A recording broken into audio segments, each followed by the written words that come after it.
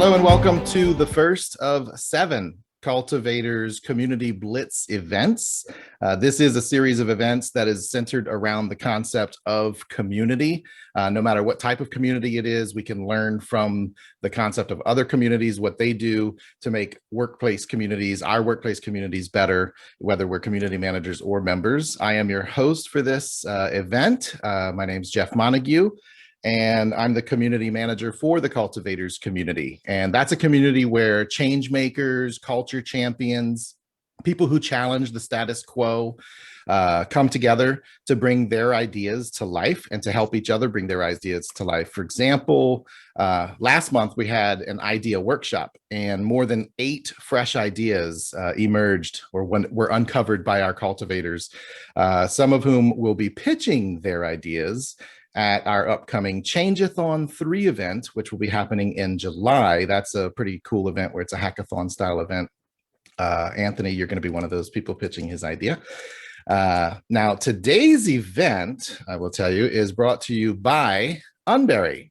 It's a community intelligence engine that helps you to clearly understand your community health and engagement metrics. So for those of you who are community managers, you may be used to managing your data, your membership information, your reporting via a bunch of spreadsheets from different sources. Well, Unbury is a platform that's going to help you discover key insights about your community, and it will recommend actions to drive authentic engagement. And to learn more, go to cultivateall.com/Unbury. All right, we got the commercial out of the way. So let's talk about what we're going to do today. Here's what we did when planning this event. We chose Burning Man and Peloton, those communities, on purpose because they are so different from each other and because they're not workplace communities. And this is to illustrate the point that when you hear the stories from Alex and Anthony and you hear the reading book report that we have on what we read about these communities, that there are elements that exist within any community, whether it's a festival type community or a fitness community or a fan for a sporting team community or a gamer community or a hobby community or a workplace community. The difference in each community is how they skin those elements. So while they're telling their stories, and while we're going to have a conversation, all of us together afterward, about what are those elements of community that you recognize. So for one, I hope everybody's comfortable getting on voice. I see most of you, I know most of you are, but if there's anybody here who does not want to use voice, you can type in chat, or if you don't want me to call on you for anything, we might do that thing where the teacher calls on the students. And you can send me a DM and just say, please don't call on me, I've got loud kids in the background or something like that.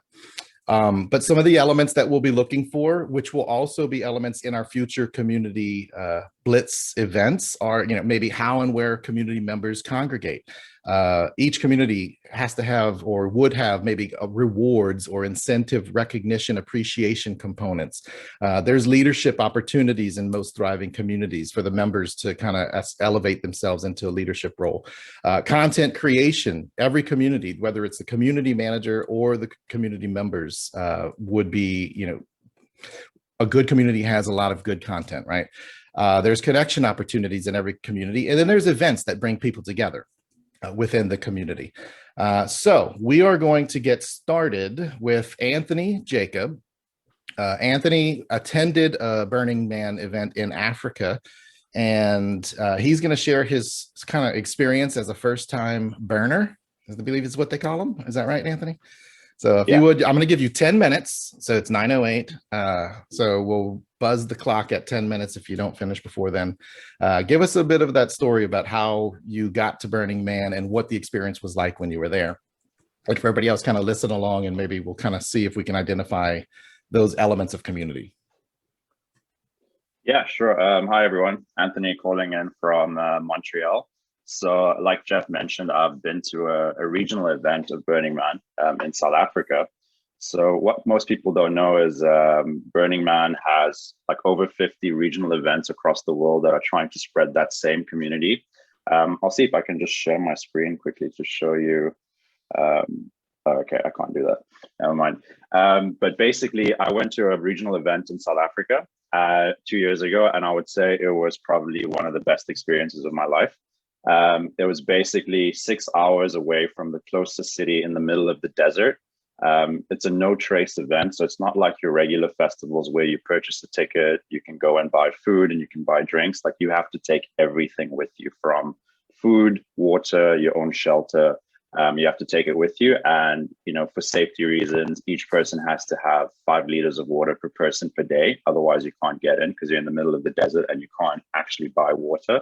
And it's a no trace event. So at the end of the 7 days, you have to take everything with you, all the trash, and like, it has to be as if no one had ever set foot in that place ever before you actually went to the event. This is why they burn all of this stuff.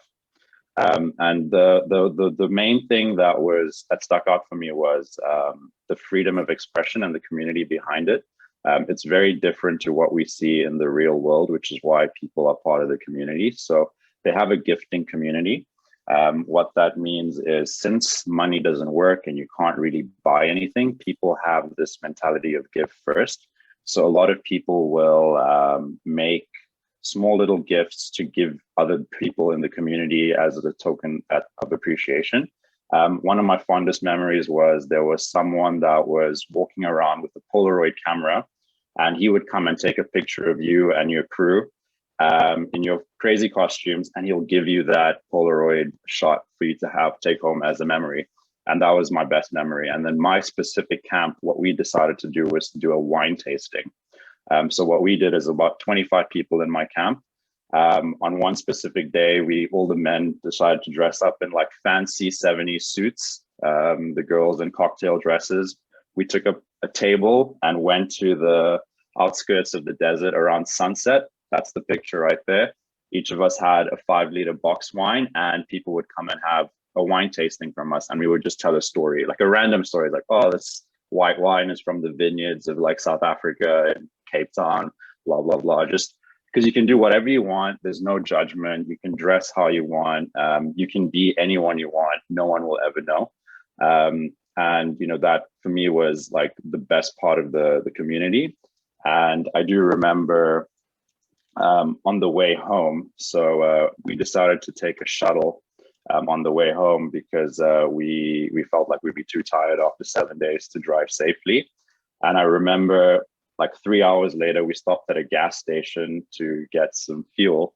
And I just heard like someone yelling at someone outside the bus at the gas station. And like almost everyone in the bus started crying, because we realized we had come into the real world, and like there was like this negative energy compared to when we were in the Burning Man atmosphere, where everyone's super positive. There's no negativity of that sort.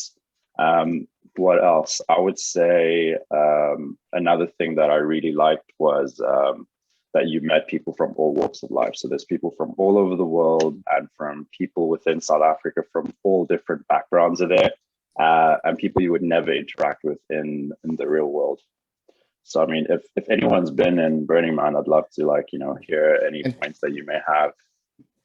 And if you would, Anthony, you had mentioned about, right, that talking about people coming from all over the world. You said you had that conversation with the person from Amsterdam. I think it was Amsterdam or Germany. Yeah, exactly. So there was someone in my camp that I think a friend of a friend had invited from Amsterdam. And, I had I judged the book by the cover. Like in the beginning, I was just like, oh, this is some party dude that just travels the world going to festivals.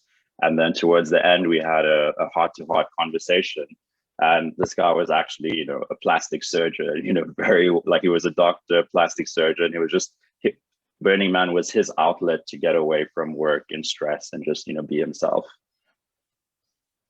And then one of those pictures, it looked like a vehicle from Mad Max. Is that common? Yeah, so people also build their own mutant vehicles. So there's like a DMV where you would people like build vehicles for a year, like before the event, and then you go and go to the DMV at Burning Man, get a license for your vehicle, and you can drive it around. And people put a lot of effort into them. They make these like crazy contraptions like Mad Max, and you'll see like some crazy automobiles there. That's cool. Now, I launched the poll, and we've got, have you ever attended a Burning Man event? 9, 10 people said no. One said yes. that you, Anthony, that said yes, or No, do that we wasn't have me. another burner? Are we connecting people around here? I wonder who that person was, but let's see. Clemens had mentioned his company he works for has a historic showing at Burning Man. One of his colleagues was one of the early burners and has gone a dozen times. Clemens, have you heard any Amazing. stories about what it's like? Does it match what Anthony's describing? Because I'm assuming you're talking about the one in Vegas, right? Yeah, it's the one in Vegas, and it matches. Everyone's. It's hard to explain. It's just part of it. They try to describe it, and they're just like, "You got to go," and that's it. Yeah, And they yeah. try not to kind of convince people to go. It's more of if you're interested, then show up and make plans. Right. All right. So, Yeah. anything else, Anthony, to share about the experience, like maybe like from the community perspective, like that sense of community that you get from being a part of Burning Man? I think one thing about the community is that you feel like you're welcome. Like it's like it's hard to describe. Like when you're there, you feel like you're part of this bigger family, and everyone's like super positive. Like it's not, and you're very disconnected, which is what I think I enjoyed the most. I think it was the first period in my life where for 1 week I was disconnected from Wi-Fi, internet, social media, cell phone, laptops. And it was probably, and that made me feel more present in the moment. And you have more authentic conversations with people. You'll meet a stranger and they will tell you a very personal story about, their dying mom of cancer. And you're like, I've just met this person, but you have like a very genuine, deep connection with people just because you're present and you're not distracted or thinking about work or thinking about problems back home. So like, I would say from the day I arrived to the day I left 7 days later, I didn't think about anything outside of the community. I was fully present.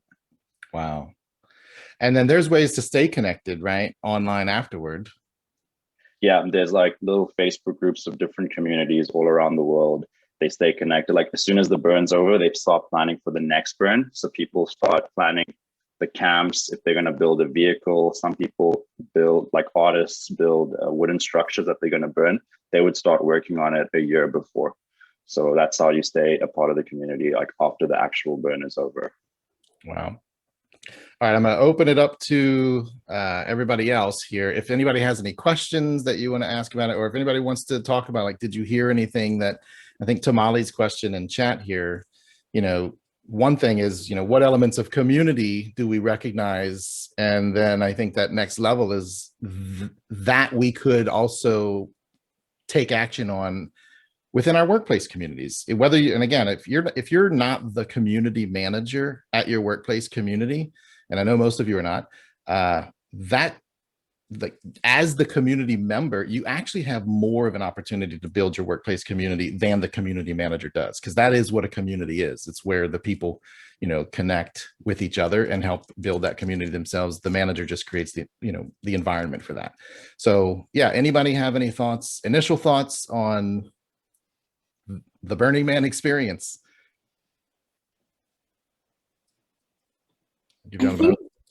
Sorry, I'm going to chime in, but I think what stood out to me the most is how do you create, like when we talk about D&I initiatives and inclusive communities, especially at work, how do we make people feel like they can be their true authentic selves and show up in that way? And it seems like Burning Man has like hacked that, and it's a little bit different, right? Because it's not a workplace community that's already burdened with some of the norms that we've created in the workplace. But I wonder like what we could pull from Burning Man, and I don't know if you have a perspective on this, Anthony, that we can like mirror in our workplaces to make people feel that same feeling that you were just talking about.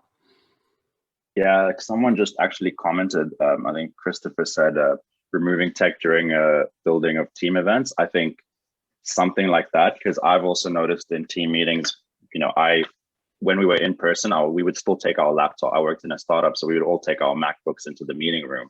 So when someone's speaking, most of the people are still looking at their screen or chatting to someone outside the meeting on Slack. So you're not fully engaged. So I would say in those meetings, remove technology, like except the person presenting who is having a PowerPoint on display. Everyone else, phones away, laptops closed, I personally take a notepad into meetings. I don't take my laptop with me, and I take notes on a notepad, so I'm not distracted by messages or emails. Oh, that's real good. Anastasia typed in, after your story, Anthony, my takeaway is creating a community of inclusion and diversity creates a more positive experience. I think that's goes along with what Molly was saying too, right? And that is kind of that question. How do you, again, it's different skin, right? It's a different application because you can't necessarily have a Burning Man experience at work, I guess, right? But the concept, or you know, when after reading about Burning Man, you know, the ideals that brings the community members together are like that. You know, they use the term radical inclusion, right? Decommodification, gifting. You've mentioned gifting, radical self-reliance, radical self-expression. So, you know, maybe even, you know, going that far over the line and thinking of radical inclusion at a work. What does that look like at a workplace? How do you create that? Anybody? $1 million question. Right. Because some of it is I guess your coworkers have to embrace that same value, right? So, and it's led by the company, I guess. The company has to say, like, we are a company who's going to embrace diversity. We are a company who's going to be inclusive. Yeah, and I think it's the leaders too that have to show up that way so that the people who are, you know, they're managing can feel comfortable. And it's a safe environment. Oh, go ahead. Who was that? I was Chris Kelly. I was just going to say that it seems to me that leadership really kind of sets the tone for all this. So if a leader is open and talking about how they think about things and there's not a judgment attitude, other people like, oh, I can talk about that in a business meeting. This is important. How I actually am and who I actually am outside of work is actually important. My kid doing 5th grade in the next room is actually an important thing. It's not, don't let that interfere with our meeting. It's, yeah, we all deal with that. I have this going on in my life too, blah, blah, blah, blah. And we have that more open community, that more open conversation. People start to lose some of the masks that we have on, because you come to a business meeting, well, this is a business meeting, you know, mentally I'm wearing a tie, even if I'm not physically wearing a tie. So how does the leader set that example to say, hey, it is okay to be who you are? I mean, yeah, we need to get work done, but it's okay to come to the table exactly as you are and who you are. And I think they need to set that tone. I think I agree. It's kind of right. You don't want to feel like if you show up and you express yourself that it's going to be, what's the CLM, right? A career limiting move, or exactly. You're going to kind of be put into a box by everybody else, you know, because you showed up with, maybe you have sparkly sunglasses on your Zoom call or something. Yeah, I think it's also embracing that mentality, like upfront, even starting from the interviewing process too, and like through the onboarding process. Like there are certain questions, like for example, at Maverick, we used to ask, like, on a scale of 1 to 10, how weird, like, do you think you are? And like that, you know, and Ooh, just like embracing, like, being who you are right from the start. I think that's important too, and just letting everyone be their authentic selves. Yeah, that's good. Steve has a comment in here that I think is a good kind of conversation starter too. Is from what he's heard. Burning, and Steve, if you want to come off mute and say it, or I'll read it for you. Burning Man's a constant sense of wonder, and that's what it sounds like. Chance to explore all kinds of different things, which is sometimes hard to do or hard to approach. You know, it's hard to approach our workplaces with wonder. So how do you create, or, you know, he thinks opportunities are there to create a space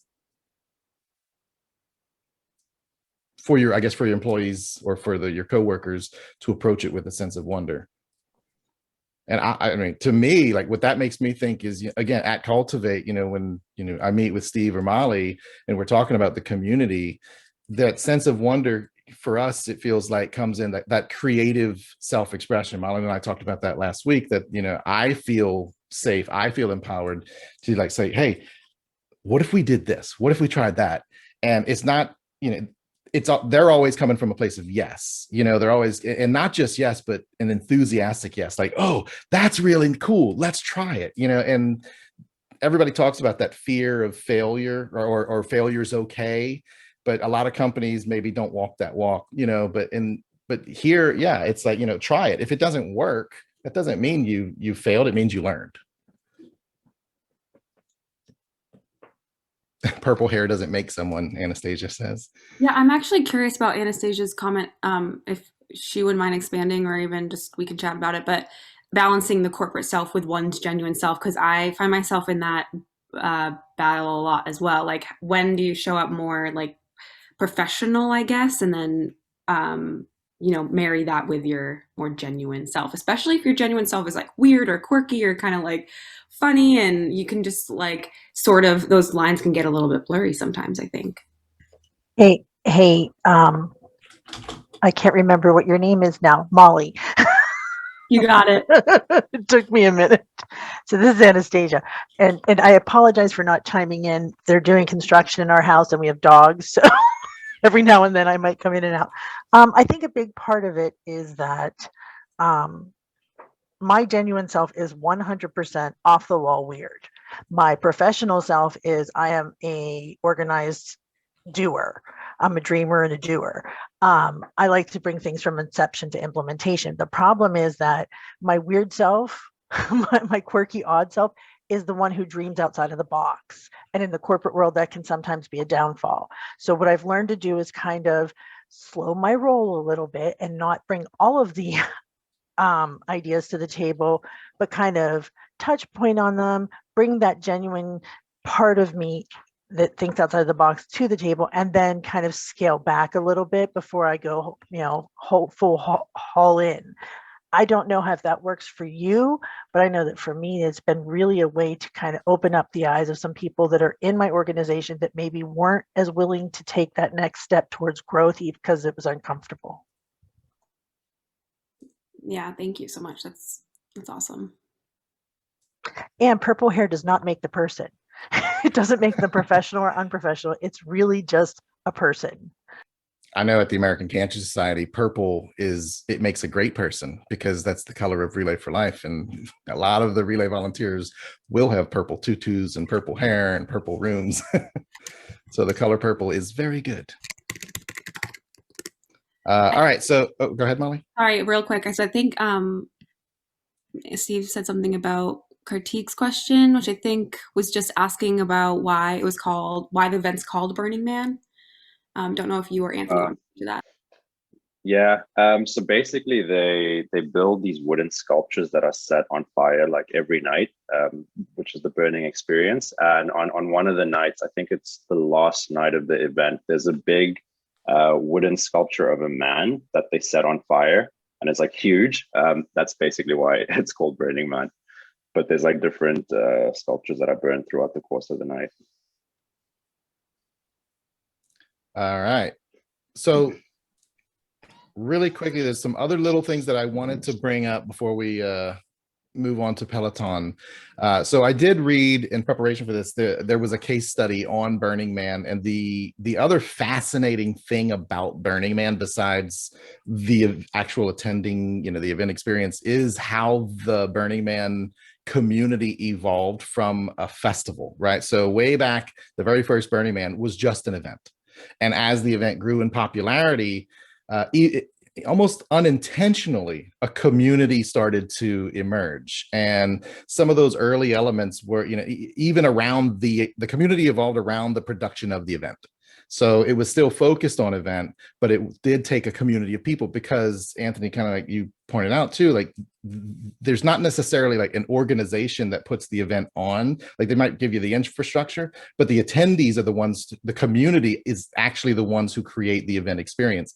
So the community, the people who created or who come up with the experience, came up with, at different times, like, we need to have greeters, because we want greeters to be able to welcome people, because that's part of a great experience. So some members of the Burning Man community, regular attendees, decided to dub themselves, we're going to be the official greeter. Just like you're going to do wine tasting, somebody said, well, then we're going to greet people, and then you had like a greeters committee. Then other people that banded together to implement safety, or especially like safety protocols and processes for all the attendees, especially around fire and the structures, which again was a need, I guess, so there's different things where the community was empowered, the attendees were empowered to become the community, to then lead it to a point where it's now, they call it at least the one in the US is Black Rock City. And so they refer to it as a city, and they plan and organize the event, or it comes together as a city, and a city, which is a community of a bunch of sub-communities. They do a census now. They call it the Black Rock City Census. And I think, Anthony, you said to me last week or so that there's a census as well at the Burning Man Africa. And again, this is like that skin/application where a census, in a sense, it's like the member profile, right? So a community term might be that. So in Cultivators, we have a member profile. Maybe we should call it a census. But it is there to identify who comes to Burning Man and how do we continue to build an event or, in a community that meets those people and their needs. And then the last thing that I really found fascinating was it grew, right? So it was one event and it's grown. You have now, the Burning Man in Africa. There, you mentioned there's a network of Burning Man chapters all around the world. And so, yeah, there's, I think at least the thing that I read, right, at that time of the writing, there was a regional network of 65 cities around the world who organize events. And the other piece of that is those chapters, they do these events as fundraisers to give back and rebuild their actual communities. So it's become a philanthropic concept. So that, again, going back to those values of a burner, that they're doing this, they're having a great time, but at the end of the day, they want to build a better community. They build a better world, that utopian society and whatnot. So I think that's pretty neat and fascinating. That I love the idea that a community evolved out of an event. So that's pretty cool. All right. With that, I will introduce you all to Alexandra O'Connor. You are a member of the Peloton community. So we're going to switch gears, folks. So after we've burned everything, all we're left is with a Peloton bike. So Alex, you are a relatively new member of the Peloton community. So you're here to kind of share a little bit of your initial experience, your first observations about being a member of that community. So if you start off, maybe like, how did you get involved in the Peloton community and kind of what kept you there? Definitely. So I don't know who can all relate to this, but I was at first pretty skeptical about Peloton and didn't really understand what all the hype is about. I was like, nah, I don't want to jump on this bandwagon, kind of like that mentality around it. And then my stepdad, who is a big cyclist, outdoor, he wanted a Peloton at some point. He mentioned it to my mom and we all chipped in. So my mom, my stepbrothers and I chipped in and got him a Peloton for his 65th birthday in November. So I was like, okay, well, now that it's in the house, I was living at home at the time. I was like, I want to give it a go. So I got shoes over Christmas. So this was this past December. So ever since then, while I was living at home, I was honestly addicted. I went full in, I was like, oh my gosh, this is what it's all about. I didn't realize how different it was. I had gone to spin classes, before the pandemic. And it wasn't really my thing. It wasn't my go-to workout class. But getting on the bike, just the instructors, the content, the classes, being able to do it with friends and other members, and the sense of community that really is there was just astounding. So yeah, that's kind of just how I started off. And right now I'm missing the bike a lot. But so I'm trying to figure out whether I want, an off-brand bike, and I have the app, which is great. So I do the yoga classes and some of the strength classes, and I'm just getting back into running now that I don't have the bike. So I'm going to test out the running classes, but definitely options with just the app, which is great. But yeah, trying to maybe get back on the bike game soon. So we'll see. Yeah. So you don't have to buy the Peloton brand bike to be a member of the community. Correct. I did not know that. Yeah. Ah. So a bunch of my friends actually have been part of the community for years now. And they have the like off-brand bike version, and they just set up the app like on their iPad or stream it on their smart TV and just have the regular like off-brand bike that they use. Yeah. So yeah, because you told me like you do the yoga classes, so you don't even need a bike Correct. to do that. So the Peloton, the bike is kind of the thing we associate, but in reality, it's a fitness community, right? Right. Mm-hmm. Okay. And so then where does the community interact with each other? Like, is there a single, like, is the app the place, or is it kind of this like borderless world? So there are a bunch of different places. It's really cool because when you're riding, and whether that is on the bike or off the bike, there are some limitations with just app users, but which I can talk about. But when you're on the bike, you can see everyone else who's in the class with you on the leaderboard, and you're able to just high five them if you'd like throughout the class. You can filter to other community members that share the same tag as you. Like, for example, I have like Black Lives Matter as a tag, so I can filter to that tag and high five other people that also are on that tag, which is cool. And then it will pop up with notifications when certain members hit milestones, like this member hit like 50th ride. So you could give a high five that way and like a sense of encouragement. So that's like one interaction feature like on the app. And then there are a bunch of Facebook groups, whether that's, location based or instructor based or profession based. They're, teachers, nurses, et cetera, that you can join and interact with. And then there's one like official like Peloton member Facebook group as well.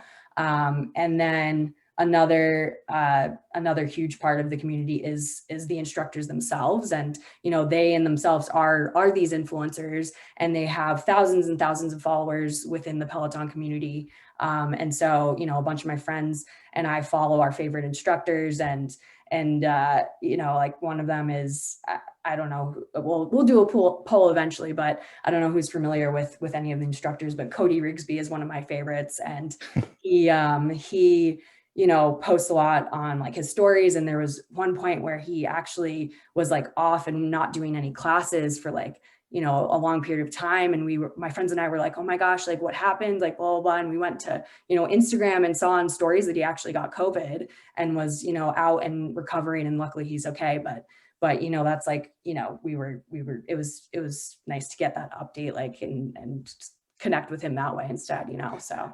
Yeah. So the instructors, they have almost their own sub communities or like orbiting around them, say like on their Instagram or on their own personal social or their brand, which kind of reminds me of, for those of you familiar with like the Twitch community, the gaming community, it's the best example I can think of, where each individual streamer, or the YouTube community, where there's a YouTube community, which is the universe, right? But then each streamer, or in this case, each instructor, really builds their own community around themselves. And so you're a member of, say, 5 or 6 different instructor communities, as well as a card carrying member of the Peloton universe. Yeah, exactly. And it's cool because I was talking about the tags earlier, and there are different tags for each instructor too. So Tunde is another one of my favorite instructors, and she has Tunde's Tribe as her tag. And then there's Cody. He has like a couple like Boo Crew. He says like bye Boo at the end of like all his rides. So his is Boo Crew. So yeah, it's fun. It's fun to connect that way too. All right, we have 1 member of Peloton community, 11 not. But I tell you, like the more we talk about it, the more, because I thought I had to have a bike, and I don't have a bike, but seeing like it's other ways of engagement kind of make me like, hey, maybe that's what I need to kind of get off my my duff and start working out again. Let's see. But okay, so what is it about Peloton, Alex, that you feel? So you kind of mentioned a few things. I think and maybe we'll open this up to everybody as well. Kind of what does everybody feel like those elements that make the Peloton community so passionate, so loyal, almost to the point of like being evangelical about it, right? Because if you meet a fellow Peloton community member, it's like, oh, hey, what's up? Yeah. Let me tell you about it. Yeah, no, it's true. I mean, I mean, it ultimately comes down to the content itself, and that is made by the instructors themselves, and they're just like, and we were talking about, you know, being your authentic self when Anthony was talking about Burning Man, like, and that really comes out in the instructors, like when they are giving these classes and these rides, and they open up about, you know, life and what's going on with them, and like at the same time they're giving you motivation throughout the workout. And it's just, I have been on some rides where I've almost been brought to tears, like because of the stories that they're sharing.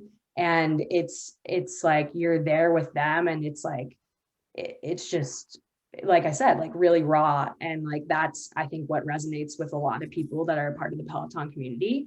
I think that it's really neat to see, like, the music is a huge aspect as well, like the playlist that all these instructors use. You know, there are various like favorite artists that certain instructors have, like Cody's like favorite. You can almost always rely on there being like a Britney song, a Dua Lipa song, a Whitney song, like in his ride. So, you know, if you're in that mood, that's a great way to go. But all of the instructors have different styles, and that comes out, and yeah, they kick butt, like, and it's awesome. Yeah. So Christopher has a good comment. Christopher, we're going to come back to that because Alex is talking about instructors, I want to jump over to Justin's comment or question here, or Anastasia even, you know, about the trainers, right? So how do you stay open in an inclusive community where you may be leaving groups out or not hearing their story? And it sounds, and Justin's talking about pre-pandemic Peloton versus now, and it almost sounds like they addressed that, right? Because you're talking about being able to connect with other people's stories. And the trainers are being humanized, Anastasia's comment. And you told me, Alex, yesterday about how the instructors Peloton invests in these instructors, and that they are really trained and coached into building a positive experience. Yeah, no, definitely. And I think it's cool because one of my other favorite trainers, Alex Toussaint, he like talks through his journey at Peloton. And I think he just hit like his 7 years at Peloton, because I think he did like a 7-year ride. They do like anniversary rides, and like he, you know, worked his way up to being an instructor, and that was like his like dream. And like it was just it, and his journey that he like talked through in his story during the ride was another ride that brought me almost to tears. But it was just like it was really cool to see like Peloton help him get to like that point, and the family that he has there, and talking about, you know, all the instructors that have helped him get to that point too. So it's cool. Yeah. That's interesting. I like that. Like, to me, I take that concept, and if we apply it to the workplace community, or, you know, that it shows the value of spending time coaching and or training whether it's the community leaders or at least the community influencers. They don't have to be like a leadership role, but the people who are influencers in that community, as either the community manager or the company themselves, recognizing that and spending time working with those people to make sure that they are delivering the best experience for the members.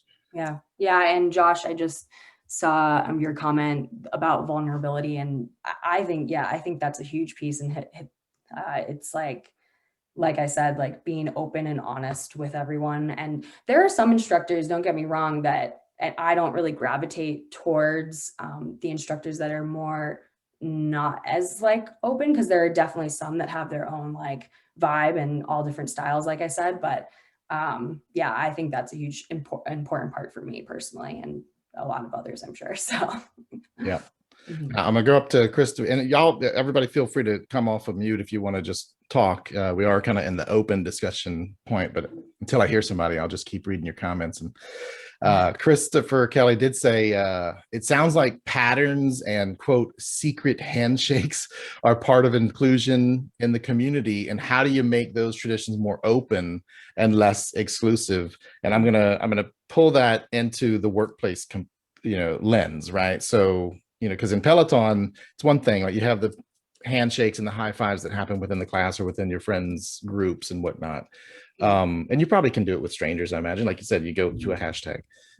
But yeah, like, so what's the equivalent, right? How do you take that concept of high fives or handshakes or pats on the back to your fellow workplace community members in public. Yeah. Just a quick comment on that. May the fourth be with you, Nick. Yes. That piece to me is something that, like, so at my company, we have those kinds of tools. We have recognition tools. We have HR provides information for us to how to recognize individuals, whether you email your manager. But the challenge, I think, is making people aware that that tool even exists. And so with Peloton, I have a Peloton. I was skeptical like you, Alex, at the very beginning. Now I'm high-fiving people left and right and giving people, and it tells me when my hashtags have worked out. And so I can go follow those rides if they're similar, just based on my preferences. And so I was gonna think about, I used to sit in the safety department at my company, and I immediately gravitated towards any conversation about safety. And so I would recognize people for doing well in safety. And doing well in different tasks that we had to participate in the system that we had. And people were like, well, I didn't even know this exists. Like, how do I recognize you? How do I get these points out there? And it's kind of like a high five, but I think it's more now being virtual. It's still very valuable to send an email to the person's manager or coworker or team to say, like, this person's doing awesome. Just want to let you know, even though it doesn't come with monetary value, I feel like there's a lot of like personal happiness that comes from that. I know I smile every time I get a high five on Peloton. I don't know why, because I'm also crying from how hard the rides are. But it's a very interesting community aspect that I think it's just finding it. So I took a little while to find the high five button on Peloton. So finding the tools within your company or your groups, and then being able to know like what it means to other people. Even though you might not want high fives or like the high fives, it means a lot to people to just hear that, you know, you're doing great, or get a high five, or whatever simple thing it might be. I know that, Nick, I think that was fantastic, is finding the tools within your organization is probably some of the biggest hurdles that there are out there. I know within our organization, we have applause that goes through, and that's through our just sending an e-card that can go to the person's manager and them so that they know that they're being recognized. And I think that also bringing those people to the table is a big part of it, and humanizing them. So as an example, within our organization, we also have a podcast that's based upon the regular Joe. And at the end of their spiel about their professional stuff, we actually have a lightning round where we ask 5 really simple questions that are completely personal.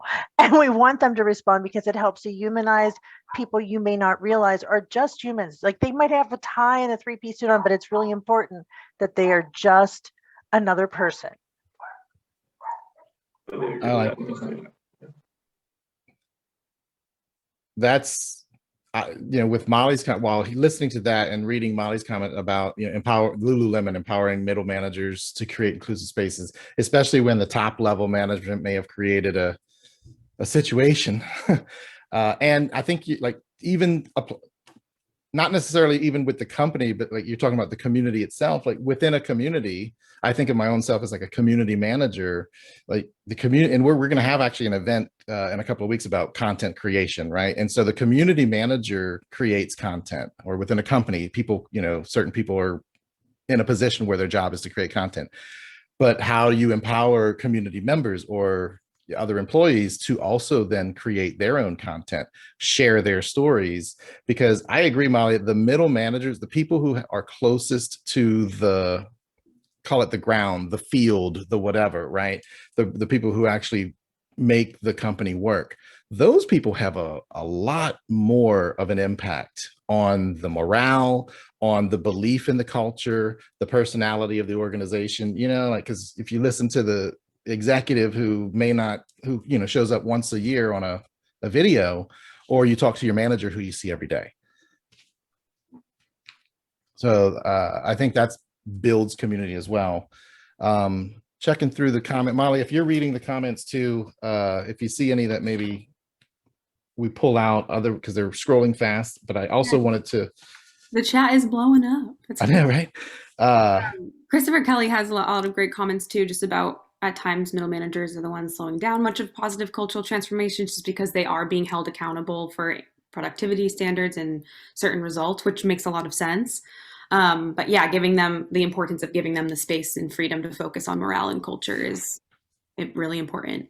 So really good comments there. I don't know if there's any other questions that we missed. Oh, Mark Payne actually asked, do they align you with certain member based on fitness or interest? I'm not sure what that's referring to. I don't know if Mark, you want to, because we kind of got that question lost in the comments. Well, if you're, thank you for addressing my question. I just wanted to know if you have so many fitness options, do they gear you toward a certain aspect, based on your fitness goals? Or you had mentioned, Alex, about certain music and things that align you with that instructor. I was wondering if there's, being a novice here, not knowing how they align, just wondered, do they push you toward a different area based on interests? Yeah, so they don't have that like a quiz like up front like that, but they do have like filters that you can select the category of the type of workout that you want, whether that's like a strength, a ride, etc. And then you can actually filter based on an instructor, based on like the level like of like class. Like for yoga, they have beginner, intermediate, etc. Or like the type of yoga classes like power. For rides, they have like music, or they have the music category that you can filter by as well. So if you want, like pop or like, I don't know, rock, like, etc., they have that. So you can kind of filter down and search for what you want, but it's really like going in and like having that idea up front. Yeah, like Mark and I need to be paired up in the beginners classes. So like the downhill easy Sunday ride to get started, right? They have all sorts of options. It's great. So yeah. The only additional comment I'd make on that, Alex, is that they have like programs, I think. And so okay, if you want yeah. I don't know, like a month of plans, you can just sign up for the program and then they'll tell you like Monday, Wednesday, Friday, you do these rides or strength workouts or whatever. And you can base that on your skill level. Mm-hmm. Yeah, I think that's the only other piece of that. And I was recommended when we first got our bike, my wife bought it, and a friend of ours quickly reached out to me and texted. He was like, just try every single instructor like once. He's like, go through everybody, like even if you don't like classical music on your rides or country music or hip hop or whatever it is, just try it and then you find your niche on the rides. I know people that take the incredibly difficult classes and they don't listen to a single instruction and they just want to listen to the music. And so they'll just get, whatever an easy ride is for them when the instructor is, not killing other people, but making them work incredibly hard. Totally. Yeah. So Nick, that's good insight. Yeah. Are you a power zone guy? Is that you do those classes or? I've been shifting more into those just for endurance, but yeah. Yeah. That's a great point. I'm glad you added that. Cause my stepdad was like, oh, you should take like this power zone ride. And basically what that does is like calibrate the bike to your output. And so that you can focus on, there's like a resistance range and a cadence range, and then those two numbers make your output. So during rides, the instructors will call out, okay, you should be here, like, and so that kind of helps you keep, focused on that aspect. But again, like coming back to the just like the really motivational like part of it is like they never make you feel like, oh, this isn't enough, like you're not good enough if you don't hit this. Like it's just about giving your best, and I think that comes across in all the rides that I've done, which is nice. It was actually a nice customization of the screen, Alex, because I have the Power Zone thing on there, and my wife and I are very different riders. And she came in one day when I was taking a class, she goes, what's that? She goes, I've never seen that, number on my screen. And I was like, why? That's how I adjust different pieces of the ride. She's like, yeah, I don't want that at all. Yeah. All right, so here's what we're going to do. In the interest of time, we've got about 7 minutes before I think some people might probably have to jump for a meeting. So there's other elements of community. I mean, you mentioned really quickly, I want to bring up the leaderboards are big in the Peloton community. Josh has actually, it's really a great question, Josh, talking about the middle managers conversation. We're going to bring that question into the Cultivators Slack community in the general channel there. So if you are already a member of the cultivators community, certainly let's keep this conversation going for the rest of the week here. I think there's a lot to brainstorm. I will also extract some of the other comments from the chat and use those to prompt discussions throughout the week as well in Slack. If you're not a member of the cultivators community, you can join us by going to cultivateall.com/cultivators. And again, just kind of like I mentioned at the top of the event, this is a community of kind of that open-minded, progressive thinking, change makers, people who push the envelope, change the status quo. Let's see. Okay, real quick, got to get my notes here. All right, so we're going to end this event. But if you have questions for Alex or Anthony about their communities, you can do so. I want to promote next week's event, same day, Tuesday, same time, 10 Eastern, and that's going to be the case for the next 6 weeks. So this is our Community Blitz of events. Next week, we have Amanda Peterson, who's the community manager from Mural, the company Mural. She's going to talk about identifying community leaders. So this is identifying your influencers, your leaders, how to recognize them, and how to empower them to actually be leaders within a community. I want to thank everybody who was able to join us today to this Cultivators event. If you do like this format, we'll produce more of it from the Cultivators community in the future. In fact, you can tell us just how much you like it. Molly, if you have the chat for that, and or the link for the survey, we have a post-event survey that you can fill out. I will post the link to next week's event, which is, I think I just posted it to Justin. So I will post the link to next week's event on LinkedIn. Please feel free to RSVP to that event. Show up if you can. This one's going to be a really good event. It's going to give the presentation, like I said. In the meantime, like I said before, if you want to join our community, you can go to cultivateall.com/cultivators and join us in Slack.